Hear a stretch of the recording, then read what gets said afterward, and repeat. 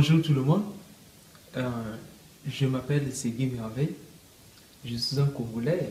En ce moment, je me trouve en Chine et je voulais aussi vous partager mon témoignage concernant ma vie chrétienne. Tout d'abord, je suis né dans une famille catholique et avec le temps, je n'ai pas compris pourquoi est-ce que mes parents se trouvaient maintenant dans l'église de Réveil. Moi aussi, je n'ai fait que leur suivre à leur marche je n'avais pas aussi de base, donc une connaissance biblique.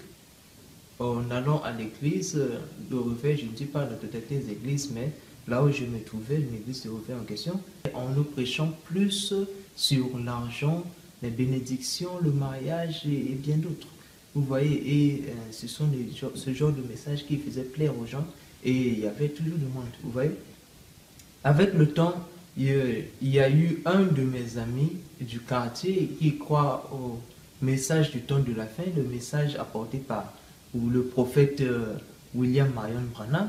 Il m'a démontré avec la Bible en appui que c'est William Branham qui est le prophète du temps de la fin. C'est lui que Dieu a envoyé pour nous apporter l'unique message. L'unique message est que quiconque ne croit pas à ce message ne peut jamais hériter la vie éternelle. Vous voyez, j'ai écouté d'abord ces paroles et il m'a dit, si tu veux voir les preuves, je vais te prouver ce que le prophète a eu à dire. Il a pris les brochures, il m'a démontré aussi avec les brochures les miracles, les prophéties du prophète Branham. J'ai aussi lu ça moi-même dans le livre des 7 âges de l'Église parce que, n'est-ce pas, je voulais découvrir la vérité. J'ai lu ça et j'ai vu les 7 prophéties. Je vois aussi l'accomplissement de ces prophéties. Je me suis dit, ah, donc c'est vraiment ça. C'est vraiment ça, la parole. C'est là où se trouve la vérité. Et j'ai décidé de lui rejoindre pour prier aussi, pour devenir adepte du message de la fin. Je suis parti là-bas et j'ai fait, n'est-ce pas, 1 an. Et durant la période en question, je faisais aussi le bac. Le bac, c'est l'autre là. Pour ceux qui ne sont pas congolais, je vais expliquer le bac. Le baccalauréat, c'est le tout dernier diplôme pour accéder, n'est-ce pas, à l'université. Donc, je faisais le bac C. C'est un bac scientifique, encore appelé bac mathématique. Vous voyez? Et quand je parle dans l'église du message, on nous prêche plus sur la sainteté, la sanctification, l'enlèvement et l'enfer et bien d'autres. Comme ce sont ce genre de messages, ça me faisait peur par rapport à ma vie. Et je me disais que si l'enlèvement pouvait avoir lieu aujourd'hui, je crois bien que j'allais rater cela. Donc il fallait maintenant fournir des efforts pour me sanctifier, pour que, puisqu'on dit que Dieu doit venir comme un voleur. Donc moi je devais être prêt. Et j'ai fait de mon mieux pour être saint. Et je recevais aussi des messages. Durant la période scolaire, je faisais maintenant plus le bien. Je faisais le bien aux hommes. Je partais prendre part n'est-ce pas, les activités de l'église pour, n'est-ce pas, me développer encore plus rapide spirituellement. Et je mettais à côté, n'est-ce pas, mes études. Donc je considérais plus les trucs de l'église et je n'irais pas trop les trucs de l'école. C'est aussi ce que l'influence en question, j'ai reçu cela venant de celui qui a eu à me présenter le message du temps de la fin. Parce que lui-même, il est en terminale A, le terminal littéraire, il lisait rarement la littérature, l'histoire, je veux bien d'autres, mais il se focalisait plus sur les brochures pour aller faire des débats, gagner les âmes à Christ, puisque on nous disait que comme l'enlèvement est proche, faites de votre mieux de gagner les âmes bien d'autres. C'est ce que lui-même il me disait aussi. Il y a aussi l'autre truc, que je voulais aussi vous parler l'autre, la philosophie. Pour nous autres qui se trouvent en terminale scientifique, la philosophie a pour coefficient 3. Coefficient 3, il y a l'épaisse a pour coefficient 2 et les SVT. Vous voyez, maintenant, les SVT a pour coefficient 4. J'avais aussi constaté cette vie dans beaucoup de filles qui se retrouvent en terminale D, encore appelée terminale biologie. Là-bas, la différence avec nous, c'est que les SVT chez eux, SVT sciences de la vie et de la terre, donc la biologie, a pour coefficient 5. Donc, comme dans les SVT, il y a des chapitres comme la reproduction, beaucoup de sœurs disaient que je ne peux pas forcément assister à la reproduction parce qu'on parle des bêtises, ça va condamner ma vie, ça va, n'est-ce pas, diminuer ma foi, et bien d'autres, du coup, beaucoup fouillaient même les cours en question. Pour l'autre là, le truc comme l'épaisse, pour tous ceux qui sont en train de me suivre, qui ont dû écouter parler du message de ton de la fin, savent que d'après le message de William Branham dans Éden de Satan, c'est le nom d'une brochure, Éden de Satan, paragraphe 141 à 144. Le prophète nous affirme que Adam a eu à porter les caleçons de Ève, ce qui fait que d'après la parole, c'est une abomination pour un homme de mettre les vêtements de femme et une abomination pour une femme de mettre les vêtements d'homme. Voilà pourquoi, dans le message de ton de la fin, vous ne pouvez pas mettre les culottes. Et à l'épaisse, mon école, c'est l'école Nieto, se trouve à Talangay. L'épaisse se faisait à Neto, Agostino Neto. Là-bas, c'est une école publique. Je devais être en culotte. Or, je prêchais déjà aux gens, parce que j'avais aussi fait un an là-bas.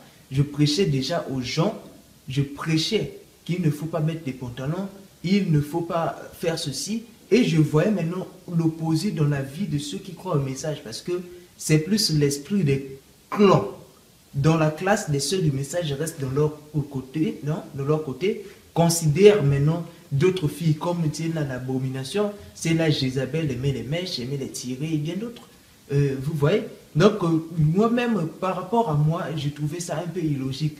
Mais je n'ai pas l'appui biblique parce que déjà, on nous dit que dans le message, les brochures, c'est une Bible, c'est considéré comme la Bible révélée. Donc, on n'a pas forcément besoin de lire la Bible, mais on se concentre plus sur les brochures. Du coup, on aura la foi sur l'enlèvement. C'est ainsi où le prophète William Branham, c'est lui notre Bible vivante. Je n'ai pas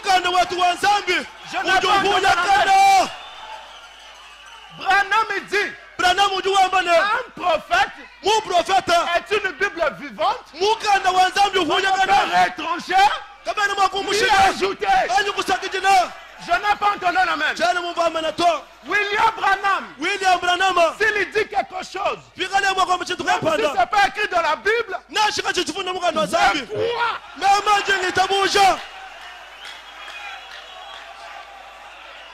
Qui peut dire Amen? On ne ramène pas le prophète dans la Bible. On ramène la Bible dans le prophète. Parce que... Et j'ai vu les attitudes de mes sœurs, comme les sœurs ne faisaient pas aussi l'épaisse, parce que là-bas, une fille doit être en jupe ou même en robe, mais pas les pantalons ni les culottes. Moi aussi, l'homme, je ne peux pas être en culotte. Et mais l'épaisse, à l'école, c'est comme exigé. Et les sœurs, d'un côté, me mettaient la pression. Entre la Bible et l'école, qu'est-ce que tu peux faire? Fais ton choix. Fais ton choix. Fais ton choix. C'est ce qu'on me disait. Et je me suis retrouvé au milieu de faire le choix entre l'école et le message dont je recevais. Il y a encore une autre chose. Je viens de citer les SVT, l'épaisse. Il y a aussi la philosophie. Dans la philosophie, vous savez, il y a un côté, on en parle de l'existence de Dieu. Donc, du coup, dans le plan dialectique, dans une dissertation, on vous exige de parler de la thèse, l'antithèse. Forcément, dans l'antithèse, vous devez dire que Dieu n'existe pas. Prouvez ça avec les arguments. Maintenant, qu'est-ce qui s'est passé? En réalité, pour un chrétien, vous pouvez dire Descartes a dit. Donc ça, c'est selon Descartes. C'est Descartes qui dit cela. Et non pas toi. Toi, tu ne fais qu'exprimer cela. Mais mes sœurs me disaient, le fait même de répéter les citations de ces charlatans, des satanistes en question, ça va influencer ma foi. Du coup, nous n'allons pas faire l'antithèse. C'est ce que moi je faisais. C'est ce que moi aussi je faisais pour éviter être en contradiction avec la parole parce que j'avais vraiment peur de l'enfer. Vous voyez cela, mes amis. Et non seulement cela, j'avais aussi vu que si j'élimine, si une sœur qui est en terminale D, ou même là où il y a la biologie comme coefficient, ou même matière de base, la biologie a pour coefficient 5, il y a la philosophie coefficient 3 et les PES coefficient 2. Ce qui fait que de totalité c'est déjà un coefficient 10. Maintenant, moi j'ai aussi constaté par moi-même que beaucoup dans cette planète Terre sont nuls en maths et sciences physiques. C'est ce que moi j'ai constaté personnellement. Maintenant, sciences physiques a pour coefficient 5, mathématiques coefficient 4. Donc si on fait la sommation, on va se retrouver au coefficient 19. Vous voyez cela? Coefficient 19.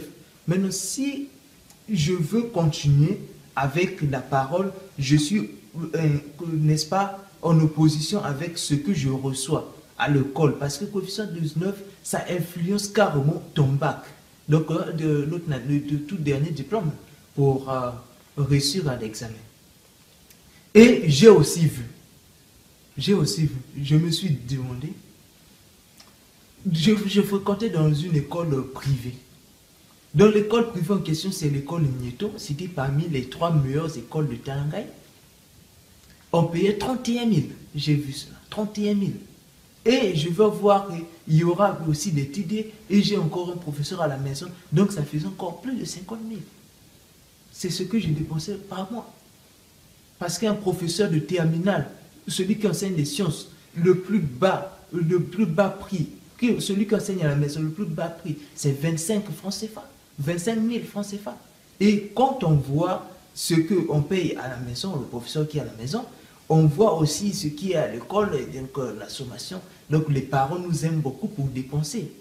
Maintenant, moi je me retrouvais entre l'autre là, ce que mes soeurs, parce que ce sont mes soeurs et mes frères, qui sont aussi mes grands frères de la foi, me présentaient, et ce que je recevais des parents, des conseils, bosse dure, tout ça là, parce qu'on dépense de l'argent.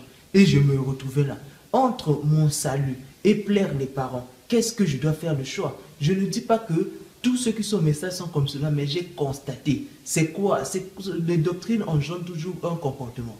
Vous voyez, mes amis? Et il y avait aussi d'autres qui ont l'habitude de créer les divisions. Donc, dès que je crois au message, la famille, je ne gère plus les trucs comme cela. Il y en avait beaucoup de trucs. Et par moi-même, je suis resté calme. Et je me suis dit, Seigneur, aide-moi Seigneur, aide-moi Seigneur. Je commençais à pleurer par moi-même. Je cherchais maintenant le chemin. Parce que j'ai prêché d'abord aux autres que si vous ne croyez pas ça, vous ne serez jamais sauvés. Mais, le même message dont je prêchais aux gens condamnait ma vie. Et je me sentais maintenant dérangé. Pourquoi? Parce que les païens d'abord contrôlent ceux qui se disent chrétiens. Et il y a aussi Dieu qui nous voit partout. Puis il y a aussi les frères et sœurs qui sont dans le message, qui sont en train de contrôler ceux qui vivent dans la débauche. Maintenant, imaginez-vous, au fond de moi, j'ai des désirs. J'ai des désirs, mais je ne sais pas comment les exprimer. Pourquoi? Parce que pour adhérer à l'église du message, vous n'avez pas besoin de faire une prière ou même comme ça pour recevoir Jésus. On m'a juste dit que si tu crois que c'est lui qui est le prophète envoyé par Dieu, tu peux venir à l'église, tu vas écouter un enseignement, la parole va te transformer par la suite. C'est ce que moi j'ai écouté. Je suis rentré là-bas avec mes défauts. J'ai même pas eu à faire la confession, conversion et bien d'autres. Je suis allé seulement dans le message comme ça. Et il y a aussi beaucoup de sœurs qui ont eu à faire la vie. Par exemple, l'avortement et bien d'autres. Par la suite, déçus par le monde, et ils ont décidé, bon, comme le mariage est facile dans l'église de message, ils peuvent aller là-bas, et peut-être ça ira. L'essentiel, c'est juste quoi? On ne vous interdit pas de laisser les culottes, les jupes, tout ça là, mais quand vous allez rentrer dans le milieu, imaginez-vous, vous allez dans une fête et tout le monde est en veste et toi tu es en culotte. C'est ce qui se passe là-bas. Quand je pars là-bas, je vois tout le monde comme ça, mais ça va me gêner et du coup, je me transforme par mes propres efforts. Vous voyez, c'est ce que beaucoup sont là-bas, ils sont comme cela. Je ne dis pas tous, mais je dis beaucoup, je parle de la majorité bien sûr. Ils sont comme cela. Et beaucoup vivent dans l'hypocrisie avec des péchés secrets que personne n'osera même dire devant les gens que moi, je me masturbe. Vous voyez? Mais on voulait quoi? Sauver notre dignité, mais on oublie que Dieu voit tout. Et c'est une honte. Par exemple, pour moi, les gens savent que je les prêche la parole. C'est une honte pour moi qui démontre aux gens que moi je suis dans le vrai, qu'on puisse écouter que moi-même je suis encore de la débauche. Moi-même j'ai encore la vie de boîte et bien d'autres. Vous voyez mes amis?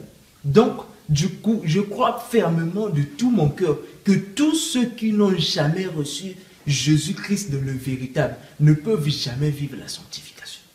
La sainteté, c'est impossible. C'est ce que moi je crois. Et quand je vois ce genre de truc, je me suis dit, oh Seigneur, aide-moi Seigneur.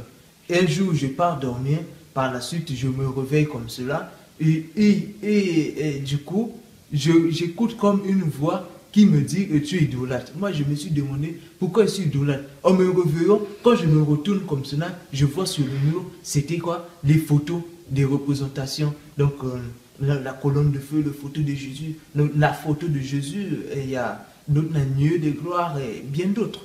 Et beaucoup de brochures, c'est ça. Du coup, mes yeux regardaient les trucs là. Et je disais, oh, mais ça, c'est le message de Dieu. Comment ça? Moi, je peux me réveiller et quand je retourne pour dormir, c'est seulement l'autre là. Le même mot qui sort encore de ma tête. Quand je me réveille, mon regard retourne encore sur les mêmes trucs. Je me suis demandé, oh Seigneur, comment est-ce que je vais faire? Je vois maintenant comme si ce qu'on me prêche à l'église, et quand je présente ça aux gens, mais moi-même je suis encore captif du péché et je suis condamné. Je ne sais même pas comment m'en sortir. Comment aussi oser dire ça aux gens que moi je suis comme cela et que je veux quitter. Parce que pour ceux qui connaissent le message qu'on a fait, le fait de faire même 2 ans là-bas, dès que vous quittez, vous aurez toutes sortes de paroles, de malédictions, on va vous maudire, traiter d'égarement, tout ça là, on va faire tout ça là. Et dans la suite du temps, j'ai eu à rencontrer un frère qui combattait le message avec les preuves bibliques qu'on a prises. Et moi, quand j'ai vu cela, j'ai dit, oh, mais comment ça quelqu'un peut venir parler mal du message du prophète William Branham? Je suis allé lui confronter et par la suite, ils étaient à 3. Par la suite, on m'a prouvé avec la Bible. Donc, ils ont démontré avec la Bible que ce que moi je croyais là, c'était la fausseté. Et moi, j'ai eu des doutes. J'ai eu des doutes sur cela. Et ils ont aussi condamné les photos qui se trouvent dans l'église du message. Ils ont aussi condamné le prophète majeur, l'œuvre de la croix. Ils m'ont montré ce que réellement Dieu veut de nous. Et non qu'on doit, n'est-ce pas, être sous la domination d'un homme. Ça veut dire que c'est l'unique qui a reçu un message pour le salut de l'humanité. Donc ils m'ont prouvé tout ça avec la Bible. Moi, je jouais à l'incrédulité. Donc je savais que par rapport à ce qui m'a prouvé, comme moi je n'avais pas les appuis bibliques, je pouvais juste faire la gueule devant les gens. Oh non, je ne crois pas, le prophète a dit tout ça là. Mais au fond de moi, je reconnaissais que lui, il me disait maintenant la vérité. Il a parlé des photos, il a parlé de beaucoup de trucs. Et ça m'a donné le doute, je voulais dire que par moi-même, il fallait maintenant faire des recherches pour voir si réellement ce que le frère là disait. Et je l'ai dit, je dois noter les versions en question. J'ai eu la grâce de me retrouver aujourd'hui en Chine avec l'internet. J'ai vérifié et j'ai aussi consulté d'autres frères qui parlaient de la même façon que l'autre frère que j'ai laissé au pays. il parlait de la même façon. Les frères en question m'ont beaucoup aidé dans dans la spiritualité. Et par la suite, ils m'ont proposé pour recevoir Dieu, je dois faire la repentance, tout ça, là, je dois me convertir, la confession et bien d'autres. Et pour l'amour du Seigneur, je l'ai fait. Et par moi-même, je n'ai même pas, je ne me suis pas rendu compte comment est-ce que je suis arrivé à abandonner beaucoup de péchés comme cela. C'est après 3 mois, 4 mois que je me suis retrouvé. Donc c'est vrai, je ne fais plus ce genre de péché. C'est vrai que je n'arrive pas à faire ceci, tout ça là. Je dis, ah, là je crois maintenant que j'ai cru à la vérité.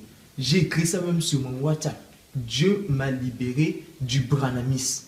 Et j'ai convoqué n'importe quel ami, prédicateur, n'importe quelle personne qui a mon WhatsApp de venir me prouver le contraire si ce que je suis en train de croire, c'est la vérité ou la fausseté. Et je rappelle aussi que la Bible dit qu'on le reconnaîtrait par leurs fruits. Ce que je peux vous conseiller, c'est que quoi? Si vous remarquez, malgré vos efforts, les principes dont vous mettez en place pour pouvoir craindre Dieu, malgré tout cela, vous tombez toujours sur les mêmes péchés et vous constatez comme si c'est plus fort que vous. Ça veut dire quoi? Que vous n'avez pas encore reçu le Saint-Esprit dans le véritable. Alors, Dieu vous appelle pour la repentance. Vous devez prendre votre vie au sérieux. C'est ce que moi je veux vous conseiller, mes frères. Ce n'est pas en consultant un pasteur ou bien d'autres. Allez juste dans votre chambre, repentez-vous et Dieu vous fera grâce. Mais si cela persiste, allez consulter des frères qui vivent de la sainteté et ils vont prendre l'autorité. Ils vont prendre l'autorité sur l'esprit en question et vous serez libre. Que Dieu vous bénisse.